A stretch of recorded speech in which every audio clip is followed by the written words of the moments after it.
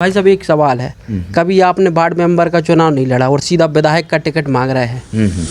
आप किस आधार पर पार्टी से टिकट की मांग कर रहे हैं? चाहे भाजपा हो कांग्रेस हो, स्थानीय प्रत्याशी को टिकट नहीं दिया। तो हमें पता है कि आप पहले बीजेपी में थे, कांग्रेस में कितने दिन हो गए और कितने दिनों से आप सक्रिय हैं। विधानसभा चुनाव बहुत बड़ी बात है। गाँव के प्रति क्या किया है आपने कि आपको पार्टी टिकट दी? ऐसे कौन से काम रहे आपके अच्छे? युवाओं को लेकर किसी प्रकार का आपने कैंपेन चलाया, बेरोजगारी या कोई किसी भी ऐसे युवाओं के मुद्दे उनके लिए किसी प्रकार के आंदोलन, धरना प्रदर्शन, ये कुछ बड़ा अभी तक आपके द्वारा देखने नहीं मिला है? कभी किसी की जमानत करवानी है, तो कभी किसी की रिपोर्ट हो रही है, तो कभी किसी का मकान टूट गया है। मैं इन सब में ही इतना उलझा रहा है कि बाकी काम करने का हमें मौका ही नहीं मिला। अभी तक आप अकेले दावेदार थे, ब्राह्मण समाज थे। अब तो नीरज शर्मा भी आ गए हैं कांग्रेस में, वो भी टिकट की मांग कर रहे हैं। बिल्कुल, कहीं गुटबाजी तो नहीं होगी कांग्रेस में? नमस्कार, मैं ब्रजेंद्र एक्वार। मध्य प्रदेश विधानसभा चुनाव को काफ़ी कम वक्त बचा है। साल के अंत में विधानसभा चुनाव होना है। राजनीतिक पार्टियों ने अपनी अपनी तैयारियां शुरू कर दी हैं। यहां तक कि भारतीय जनता पार्टी ने पहली सूची भी जारी कर दी है। कांग्रेस की अभी सूची नहीं आई है। कांग्रेस के कई लोग दावेदारी कर रहे हैं और हमारे बीच आज कांग्रेस के युवा मौजूद हैं जो लगातार कांग्रेस में सक्रिय हैं। वर्तमान में राजीव गांधी पंचायती राज संगठन में ज़िला महामंत्री पद पर काबिज हैं। सूर्या शुक्ला जी जो सुर्की विधानसभा के डोंगरिया गांव से आते हैं, आपका स्वागत है। बहुत बहुत धन्यवाद ब्रजेंद्र जी, जो आपने हमें इस पटल पे बोलने का, हमारी बात रखने का, विचार रखने का मौका दिया, इसके लिए बहुत बहुत धन्यवाद। और हमारे बीच जयश्रीनगर के वरिष्ठ पत्रकार संतोष नामदेव जी हैं, आपका भी स्वागत है। धन्यवाद ब्रजेंद्र जी। सूर्या शुक्ला के बारे में बताएं तो यह अभी लोकतंत्र है, सबको अपनी अपनी दावेदारी करने का अधिकार है और यह कांग्रेस से टिकट की मांग कर रहे हैं। तो शुक्ला जी, हमारा पहला सवाल यही है, आप किस आधार पर पार्टी से टिकट की मांग कर रहे हैं और आपको क्यों ही पार्टी टिकट दे? आखिर आपने ऐसा अभी तक क्या काम किए हैं कि पार्टी आपके नाम पर विचार करे? जी बिल्कुल, जैसे ही ये दल बदल का दौर चालू हुआ, गोविंद राजपूत चूँकि काफ़ी समय से यहाँ पे काबिज रहे हैं, उनके बड़े भाई हीरा सिंह जिलाध्यक्ष रहे हैं, और इनके जाने के बाद जो पार्टी में बहुत बड़ा एक क्राइसिस आया, उसमें जो लोग सामने निकल के आए, उनमें से सबसे पहला व्यक्ति मैं था, जिन्होंने कांग्रेस के लोगों को सहारा देने का, उनके साथ खड़े होने का, मैंने हर व्यक्ति को साथ दिया, पार्टी के संगठन का काम किया, सारी गतिविधियों में जो अपना योगदान हो सकता था मैंने दिया, और जनता से बरहमेश अपना जुड़ाव रखा। ये एक बहुत बड़ा कारण है कि मैंने अपनी दावेदारी प्रस्तुत की, और जो मेरे ऊपर जो सीनियर नेता हैं जिन्होंने मुझे कहा कि भाई आप दावेदारी करें। और दूसरा कारण ये है कि पार्टी इस समय युवाओं पे और नए चेहरों पे ज़्यादा ध्यान दे रही है। ये बहुत बड़ा, ये दो कारण हो जाते हैं। दूसरी बात, हम लोगों की मांग थी क्षेत्रीय प्रत्याशी की। 1952 से आज तक सुर्की विधानसभा में कभी किसी को क्षेत्रीय प्रत्याशी को मौका नहीं मिला। एक बार राजेंद्र सिंह मोकलपुर जी को मौका मिला था, लेकिन हार के बाद दोबारा उन्हें भी साइड कर दिया गया। आज भी उन्हें कोई मौका नहीं मिला। ये हम लोगों का एक बड़ा कारण रहा। इस तो किसी भी पार्टी ने मौका ही नहीं दिया, चाहे भाजपा हो कांग्रेस हो, स्थानीय प्रत्याशी को टिकट नहीं दिया। बिल्कुल, ये बात बिल्कुल सही है, और इसका मैं कारण मानता हूँ सुर्की विधानसभा में पंडित ज्वाला प्रसाद जोशी जो पहले विधायक रहे हैं, उनसे लेके आज तक यहाँ बड़े बड़े चेहरे आते रहे हैं, और सुर्की विधानसभा में नेतृत्व ना उठ पाने का एक कारण ये भी रहा। दूसरा कारण यहाँ की भौगोलिक स्थिति है। जैसे अपन देख लेते हैं, राहतगढ़ एक अलग ही विंग है, जिसे जयश्रीनगर से जिसकी कोई कनेक्टिविटी नहीं बनती।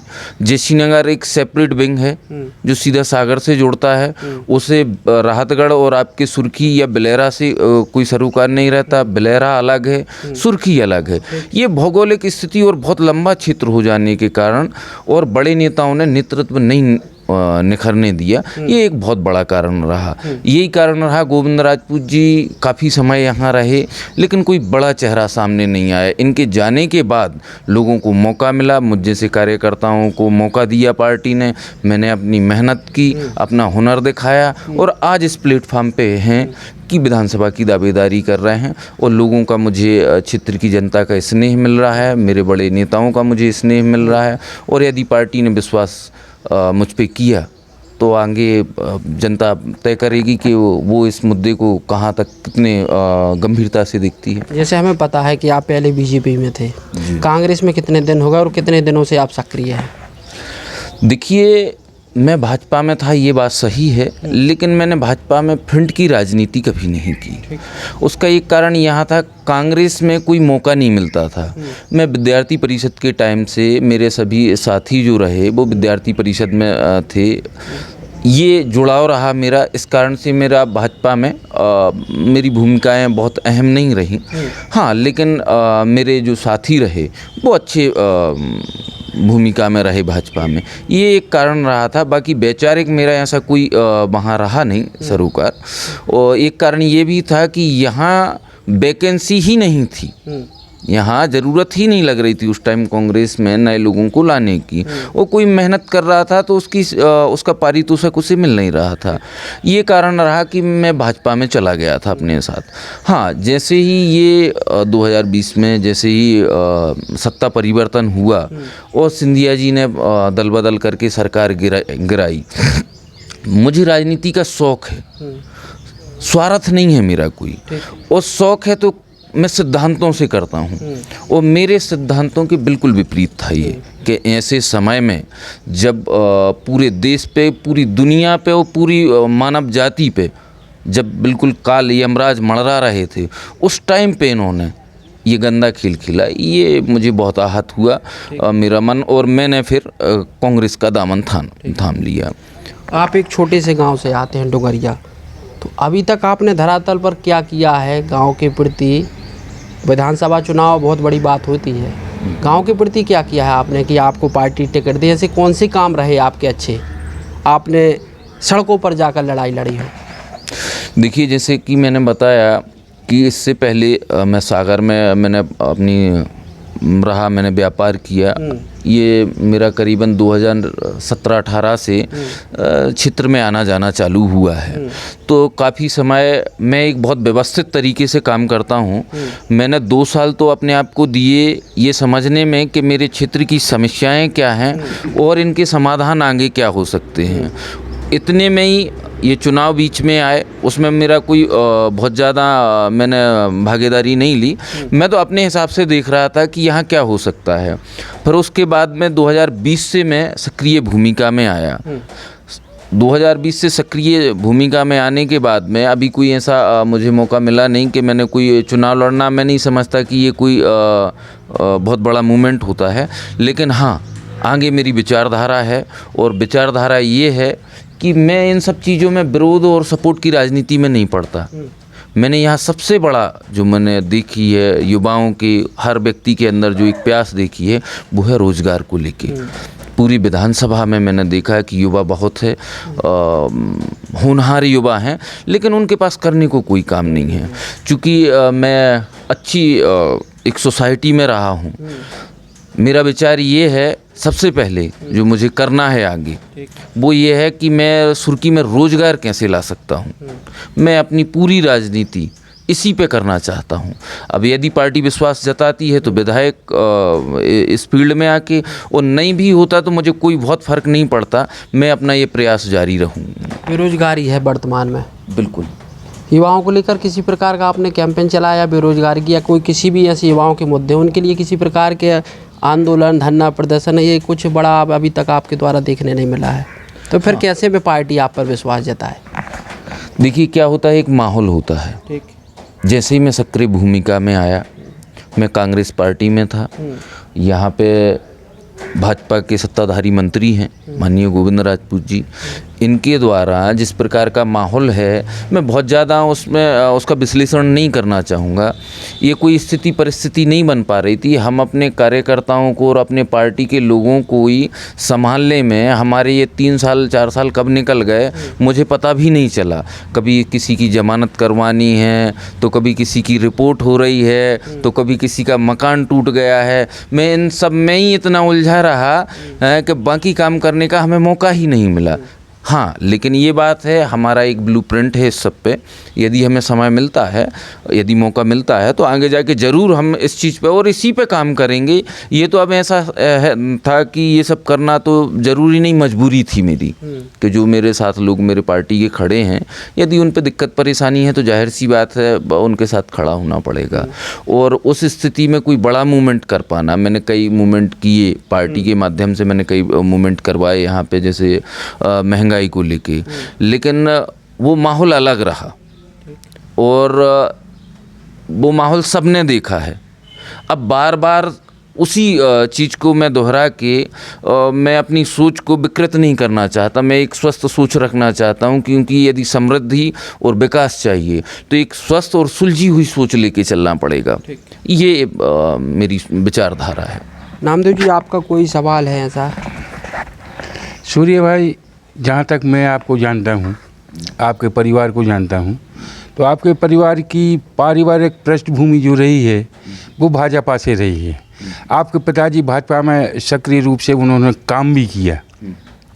आपको लगता है कि बीजेपी की विचारधारा, बीजेपी की आपकी पृष्ठभूमि होते हुए भी कांग्रेस आप पर विश्वास जताएगी और आपको टिकट देगी? लगता है क्या आपको ऐसा?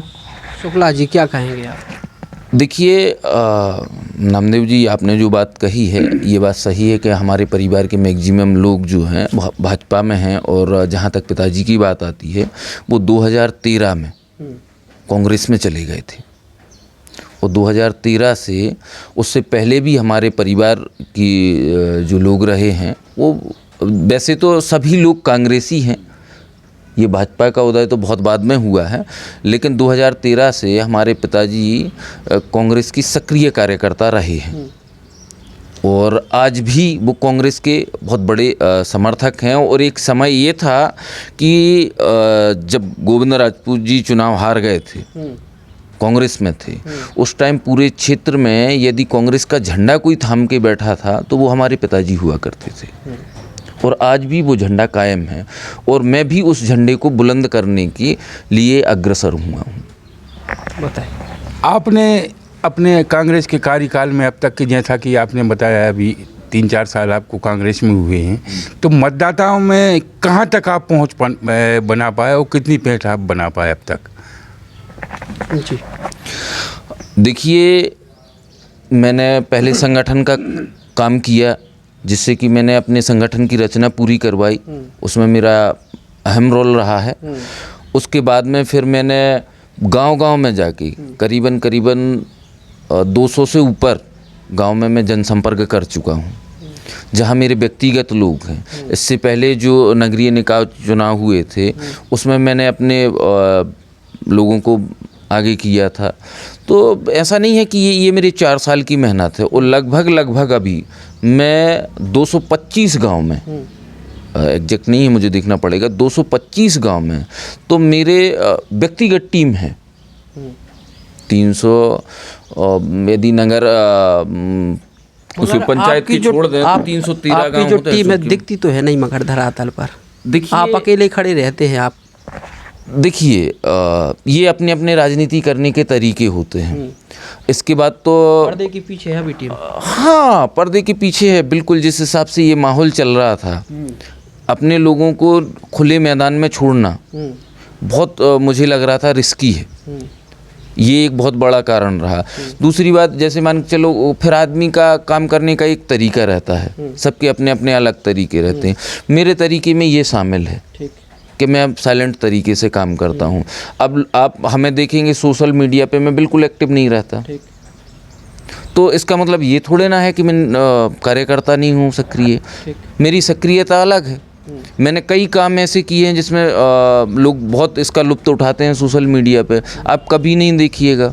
जैसे धार्मिक कार्यक्रमों में भी आप देखते हैं लोग बाग एक बार नर्मदा जी स्नान करने जाते हैं, वहाँ उनमें अर्धनग्न खड़े होके और फोटो डालते हैं, आज मैंने ये किया, मैंने वो किया। मैंने तो 2 बार नर्मदा जी की परिक्रमा की है पैदल, और लोगों को पता भी नहीं होगा यहाँ, मैंने कभी सोशल मीडिया पे नहीं डाला। तो अब अपने अपने तरीके होते हैं काम करने की, मैं हर चीज़ को पब्लिक नहीं करना चाहता। अब रही राजनीति की बात, लेकिन आप जब दिखाएंगे नहीं तो आपको लोग कैसे जानेंगे? सोशल मीडिया का तो आजकल अहम रोल है, सोशल मीडिया से आधा चुनाव प्रभावित हो जाता है। देखिए ब्रजेंद्र जी, सोशल मीडिया से एक माहौल तो बना सकते हैं, लेकिन वोट बैंक नहीं बनाई जा सकती, एक संगठन नहीं, मजबूत संगठन नहीं बना सकते आप। सोशल मीडिया पे फॉलोवर बनते हैं, व्यक्तिगत नहीं होते लोग। मेरे पास जो टीम है वो व्यक्तिगत है, मैं फ़ोटो नहीं खिंचवाता, न खींचता हूँ। बिना फोटो वाले नेता हैं। मेरी फ़ोटो दिल में खिंचती है यहाँ। मेरी भीड़ में वो लोग नहीं रहते जो मुझे जानते नहीं हैं, जिनको मैं नहीं जानता। मेरे साथ यदि अभी जैसे ये 22 तारीख को माननीय खड़गे जी आए थे, उनकी रैली में करीबन मेरे साथ 1000 लोग थे, जयश्री नगर से और पूरे क्षेत्र से।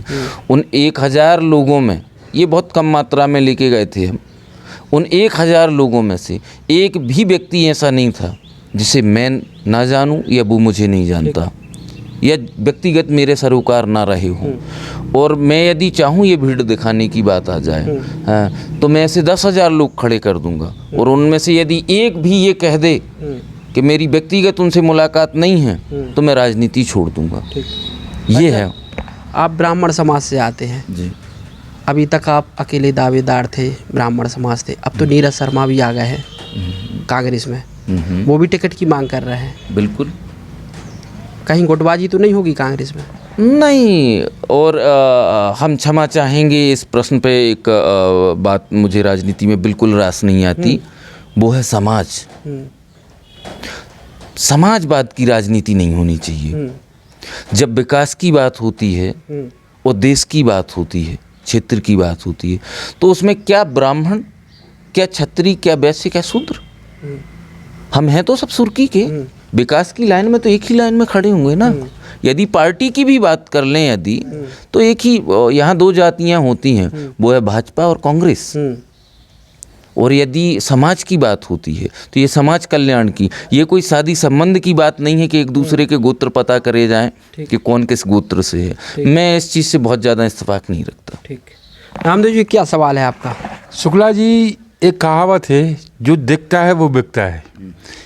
लोग कहते हैं जंगल में मोर नाचा किसने देखा, तो आप ना तो सोशल मीडिया पे हैं ना मीडिया पे हैं, कहीं इस तरीके का आप कोई प्रचार प्रसार नहीं करते, ऐसे में लोग आपको कैसे जानेंगे? अच्छा सवाल है भाई साहब। देखिए, इस जहाँ तक हमें संसार को नहीं जनाना, मुझे पूरे प्रदेश को नहीं जनाना, पूरे जिले को नहीं जनाना, लेकिन आप मुझे सुर्खी को जाना। बड़े नेताओं की आपने यदि बात की है, तो बड़े नेताओं को पल पल की खबर रहती है। उनको मालूम है कि मैं किस दिन किस गांव में जाके बैठता हूं, उनको मालूम है कि मैं कहां कहां जाके काम कर रहा हूं, उनको बताने की ज़रूरत नहीं है। इसके अलावा जो जानना चाहते हैं उनको मालूम है, वो जो जिनसे हमें कोई सरोकार नहीं, उनको हम क्यों जनाएं, क्यों फालतू में मेहनत करें। हम एक नया फ्रंट नहीं खोलना चाहते कि हम फेसबुक पे एक पोस्ट डालें, उसमें 25 हमारे समर्थक आएँ और 30 उसमें गाली देने वाले आएँ, और उसके बाद में हमारे कार्यकर्ताओं में विवाद हों, और फिर वो एक नया फ्रंट खुल जाए, जो कि इस क्षेत्र में हुए हैं। मैंने अपने सारे समर्थकों को रोक के रखा है कि आप कोई पोस्ट मत करिए, क्योंकि मैक्सिमम लड़ाई सुर्खी क्षेत्र में जो हुई हैं वो फेसबुक और व्हाट्सएप पे से हुई हैं। ये एक अहम कारण रहा। और रही जानवे की बात, तो सुर्खी के हर व्यक्ति जो कांग्रेसी है या गैर कांग्रेसी है, वो सब जानते हैं। और नहीं जानता है तो या तो वो सुर्खी का नहीं है या वो सुर्खी में नहीं रहता है।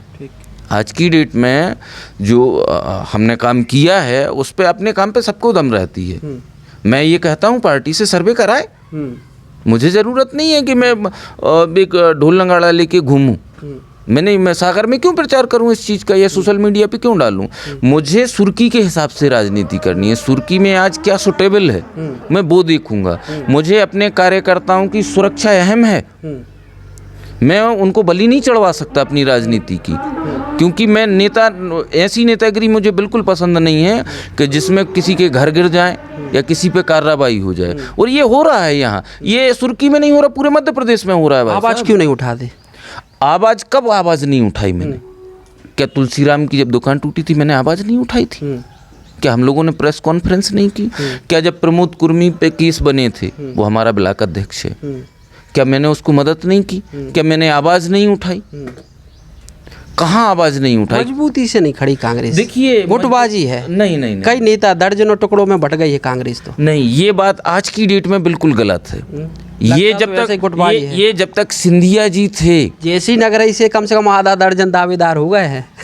देखिए ये पार्टी में सबका अधिकार है। हाँ। ये पार्टी में सबका अधिकार है और मुझे इस बात की खुशी है। ये आपने जो बात बताई कि जैसी नगर से आधा दर्जन दावेदार हैं। लोग तो कहते थे वार्ड मेंबर का चुनाव नहीं लड़े। लोग तो कहते थे कि सुर्खी में कांग्रेस नहीं है। लेकिन आज तो ये बहुत खुशी की बात है कि जैसी नगर केवल से आधे दर्जन दावेदार हैं। भाई साहब एक सवाल है, कभी आपने वार्ड मेंबर का चुनाव नहीं लड़ा और सीधा विधायक का टिकट मांग रहे हैं। एक बात बताइए, हमारे यहाँ माननीय गोविंद राजपूत जी आज मंत्री हैं, क्या उन्होंने कभी वार्ड मेंबरी का चुनाव लड़ा था? उन्होंने कई पदों पे सक्रिय रहे, प्रदेश युवा कांग्रेस के प्रदेश अध्यक्ष भी रहे, जिला स्तर पे काम किया, यूनिवर्सिटी के नेता रहे। आपका क्या बैकग्राउंड है? मैं अपने टाइम पे मैं नेता रहा हूँ। मैंने बताया ना कि मेरी भाजपा में भूमिका रही है। कौन से पद पर रहे? मैं भाजपा में नगर मंत्री रहा हूँ मैं, और भाई कई संगठनों में रहा हूँ, वहाँ पे सक्रिय सदस्य रहा हूँ। वहाँ पे नेता कैसे मानते हैं आप अपना? कमलनाथ जी और राहुल गांधी। तो कमलनाथ जी से बात हुई है, क्या आश्वासन दिया कि आप तैयारी करो हम टिकट देंगे? क्योंकि कमलनाथ जी का भी कहना है सर्वे के आधार पर टिकट मिलेगा। बिल्कुल मेरी बात हुई इस मामले में। क्या आश्वासन दिया? उन्होंने भी यही कहा कि हम सर्वे कराएंगे, यदि सर्वे में नाम आता है तो टिकट मिलेगा। किन मुद्दों को लेकर आप जनता के बीच जाएंगे सुर्खी में? देखिए पहले क्या हुआ, इससे मैं बहुत ज़्यादा इत्तेफाक नहीं रखता। मैंने बताया कि मैं एक नई सोच लेके आया हूँ राजनीति में। मैं विकास के मुद्दे पे बात करूँगा। मैं व्यापार कैसे डेवलप हो, यहाँ पे नए उद्योग कैसे आएँ, इस मुद्दे को लेके मैं जनता के बीच में जाऊँगा। मुझे इससे कोई सरोकार नहीं कि गैरेज से किला कोठी कैसे बनी, किला कोठी से रॉयल पैलेस कैसे बनी। मैं इसमें दिमाग कभी नहीं लगाऊंगा। स्थानीय विधायक है, स्थानीय विधायक है भाई साहब, जो मंत्री हैं, कहते बहुत विकास करा दिया हमने सुर्खी में, 15,000 करोड़ के काम चल रहे हैं, तो क्या विकास नहीं हुआ? देखिए आप पत्रकार हैं और इसी क्षेत्र से हैं, ठीक, ये तो आपको भी देखे होंगे, कभी आपने भी सर्वे किया होगा कि 15,000 करोड़ के काम हुए हैं कि नहीं हुआ। पूछ रहे हैं, मुझे तो नहीं दिखे, मुझे तो नहीं दिखे। तो चल कहाँ रहे काम फिर? ये तो वो बताएंगे, मैं थोड़ा ना बता सकता हूँ। वो बोल रहे हैं कि 15,000 करोड़ के काम है, मैंने थोड़ा ना बोला। तो ये इसका जवाब तो आप उनसे पूछेंगे कि वो 15,000 करोड़ के काम गिनाए आप। हमें तो नहीं दिख रहे, तो मैं तो खुले मंच से कह रहा हूँ आज आपके सामने कि मुझे तो नहीं दिखे। और आप बता दें फिर अब यदि क्षेत्र की बात आ गई है तो मुझे कुछ चीज़ों की पीड़ा है। हमारे क्षेत्र से बरहमेश बहुत नामी ग्रामी नेता मंत्री रहे हैं। मैं निसंकोच होकर इसमें कांग्रेस भाजपा की बात नहीं करूंगा, मैं बिल्कुल निष्पक्ष क्षेत्र की बात उठाऊंगा। यहाँ से माननीय विट्ठल भाई पटेल, लक्ष्मी नारायण यादव जी, भूपेंद्र सिंह, गोविंद सिंह, एक से एक नामचीन नेता है। लेकिन आप यदि उठा के देखें, आज वर्तमान में आप सर्वे करें, सुर्खी और गौरझमर एक रोड पे हैं भाई साहब। आप सुर्खी की हालत देखें, गौरझमर की हालत देखें। उसी रोड पे बंडा है, उसी रोड पे राहतगढ़ है। आप राहतगढ़ की स्थिति देखें, आप जैसी नगर की स्थिति देखें। यदि कोई बाहर से कोई व्यक्ति आ जाए और उसकी मान लो गाड़ी खराब हो जाती है तो उसको किसी के यहाँ शरण लेनी पड़ेगी। यदि कोई सभ्य महिला आ जाए जो कभी खुले में शौच को ना गई हो तो जैसी नगर में वो व्यवस्था नहीं है। कि वो सोच को चली जाए।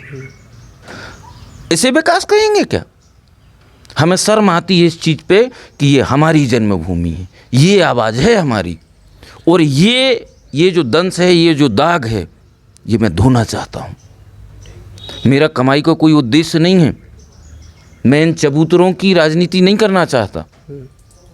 जिसकी श्रद्धा है वो बनवा लेगा। ये विधायक और मंत्रियों के काम नहीं होते कि एक मंदिर बनवा दिया और बस विकास हो गया। ये विकास नहीं है। हमें दिमाग लगाना है। ये मेरी व्यक्तिगत सोच है, ये मेरे व्यक्तिगत विचार हैं कि हमारा कृषि पे आधारित क्षेत्र है, तो हमारे जो नेचुरल जो सोर्स हैं वाटर के, हम उनको बहुत अच्छे से कैसे सजो के हम एक एक्सपर्ट की टीम बुलाना चाहते हैं, और हम उनसे पूछेंगे कि हम इसमें किसानों को कैसे बहुत लाभ पहुंचा सकते हैं। हम काम करेंगे कि कोई फूड प्रोसेसिंग फैक्ट्री यहाँ लाएं, जिससे कि किसानों को अच्छे दाम मिले, जिससे कि एक रोजगार उत्पन्न हो, जो एक नई सोच, जो अच्छे बीज यहाँ मुहैया कराए। ये नेतागिरी के काम होते हैं, ये मंत्री विधायकों के काम होते हैं। इनमें से आप एक भी बता दें कि जेसी नगर में है, चाय की दुकान खोलने के अलावा जेसी नगर में और पूरे सुर्की में कोई उद्योग बता दे। आप हम और आप यहीं रहते हैं, आप बताइए, आपको अच्छी कहीं रिश्तेदारी में जाना हो और कपड़े खरीदने हैं, क्या आपको जेसी नगर में लिवाइस का जीन्स मिल पाएगा? क्या कोई अच्छी सी किलर वगैरह की या कोई अन्य कोई ब्रांडेड कंपनी की, चलिए कोई ब्रांडेड कंपनी की चड्डी मिलती है जेसी नगर में? जी दुर्भाग्य है 21वीं सदी में हमारे जेसी नगर का और हमारी सुर्की का, हम पूरी सुर्की की बात कर रहे हैं। क्या नहीं है इस क्षेत्र में? टूरिज्म नहीं बन सकता। राहतगढ़ जैसी हमारी टूरिज्म के लिए, जहाँ ऐतिहासिक किला है, जहाँ इतना बड़ा प्रकृति ने हमें वाटरफॉल दिया है, इतने बड़े बड़े मंदिर हैं। आप देखिए रहली में जाके टिकिटोरिया को कैसे विकसित किया गोपाल भार्गव ने। मैं बिल्कुल तारीफ नहीं कर रहा उनकी, उनने जो किया है वो। आप देवल चोरी को क्यों नहीं देखते? देवल चोरी में इतना बड़ा मंदिर। जी बताइए क्या कह रहे हैं? वाटरफॉल पे तो अभी मंत्री जी ने करोड़ों रुपए के काम कराए हैं। वाटरफॉल पे सौंदर्यीकरण का कार्यक्रम चल रहा है, वो कितना वहाँ पे निर्माण कार्य अभी उनने करा दिए, तो उसको तो उसमें ला रहे हैं वो टूरिज्म में। नामदेव जी कराने को तो उनने नल जल योजना 2020 में जेसी नगर में भी करा दी थी। जेसी नगर में पानी आने लगा। कहना और करना बिल्कुल अलग अलग विषय होते हैं। यहाँ बोरा फैक्ट्री लगी थी, मैंने सुना था, मंत्री जी घोषणा करके गए थे, और शायद ये बात हमारे पत्रकार बंधुओं ने उठाई थी। मुझे तो नहीं दिखी वो बोरा फैक्ट्री कहाँ गई। तो ऐसे करने को तो उनने वहाँ भी विकास किया है 15,000 करोड़ का, लेकिन वो ऐसे ही नल जल योजना और बोरा फैक्ट्री जैसे गायब हो गए ना, ऐसे ही वो विकास गायब। बताइए नाम भी। शुक्ला जी, देखा जाए तो वर्तमान राजनीति जो है वो धनबल और बाहुबल पर आधारित है। आप इन दोनों बलों में कौन से बल पर भारी पड़ेंगे आप? मैं नीति बल पे भारी पड़ूंगा। धनबल और बाहुबल ये दोनों गुंडों के पास होते हैं। राजनीति में बाहुबल क्यों चाहिए? और जब जनता इस आधार पे यदि चुनाव करने लगेगी तो वो इस समाज का दुर्भाग्य होगा। नहीं, आपको लगता है कि नीति बल के आधार पे चुनाव आप जीत पाएंगे? लगता है क्या आपको? क्यों नहीं जीत पाएंगे? नहीं, कैसे? आदरणीय, ये चुनाव सिद्धांत और सामर्थ्य के बीच ही होने वाला है। ये नीति और अनीति के बीच में होगा ये चुनाव। ये सत्य और असत्य के बीच में चुनाव होगा। कहने को तो बाहुबल दुर्योधन के पास भी बहुत था, कहने को बाहुबल तो रावण के पास भी बहुत था।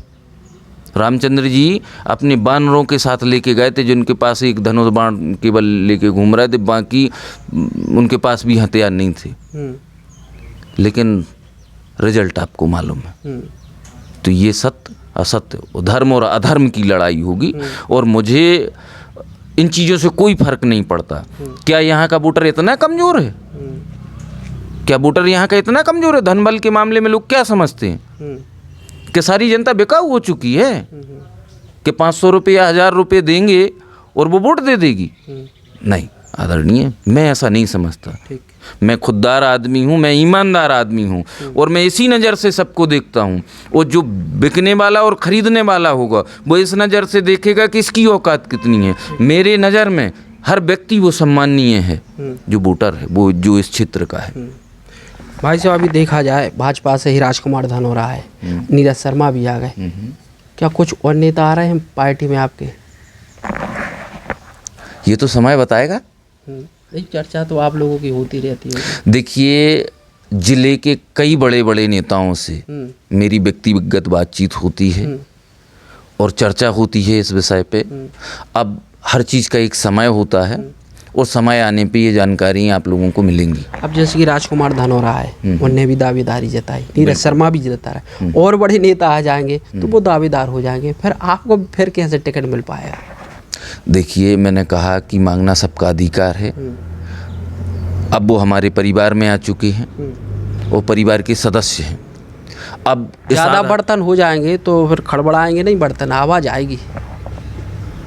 देखिए, ये कहावत सत्य है लेकिन अर्ध सत्य है। ठीक। किसी परिवार में ज़्यादा लोग हो जाएं तो क्या परिवार को तोड़ दिया जाता है? नहीं।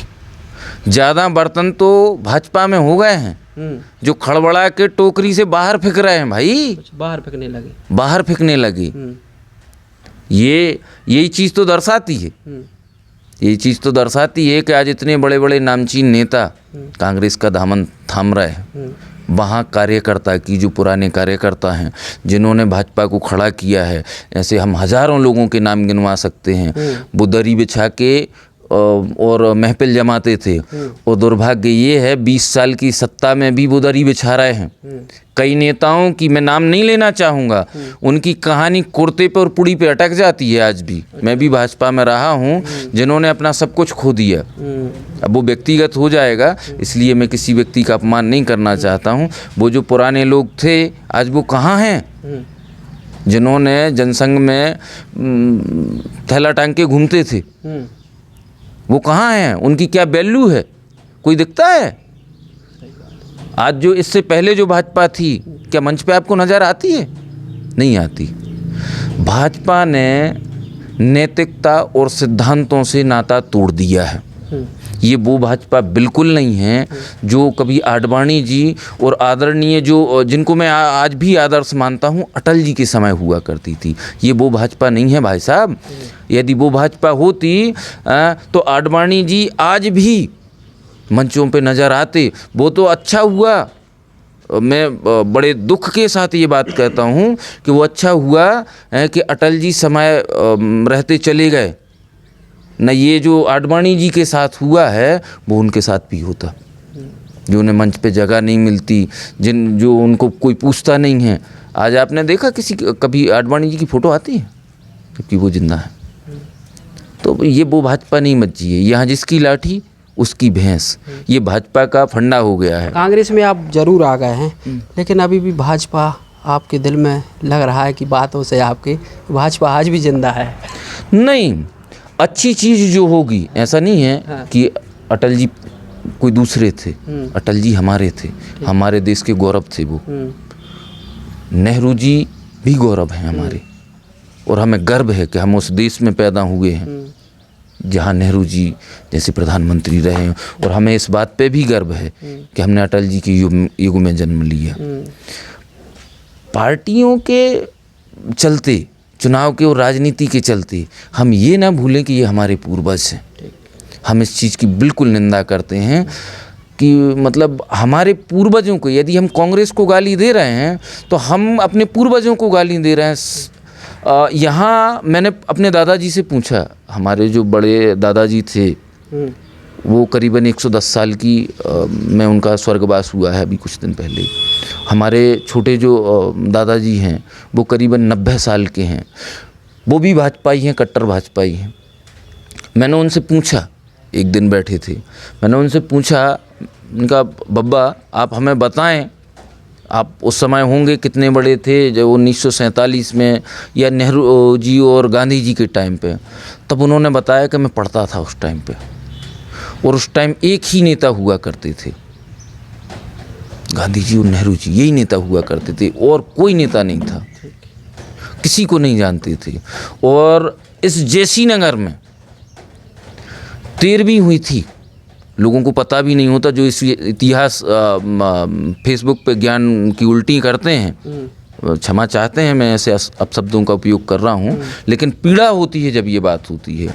इस जेसी नगर, लोग इतिहास की बात करते हैं, इस जेसी नगर में गांधी जी की 13वीं हुई थी। पता लगाइएगा, बाज़ार में, चौक बाज़ार में, ये उन्होंने हमें बताया। और लोग रोए थे कि आज हमारे मसीहा चले गए। उन गांधी जी को लोग गाली देते हैं। तो मैं इस टाइप की राजनीति में नहीं पड़ता। भाई साहब, बात करने के लिए बहुत बहुत धन्यवाद। काफ़ी युवा हैं, नई सोच है, नए विचार हैं और दावेदारी करने का सभी को अधिकार है। सूर्या शुक्ला जी ने कांग्रेस से दावेदारी की है। अगले एपिसोड में आपको किसी एक और नए नेता से रूबरू कराएंगे। तब तक के लिए मुझे और मेरी पूरी टीम को इजाज़त दीजिए। कैमरा पर्सन गुलाब के साथ मैं ब्रिजेंद्र कुमार, जय श्रीनगर।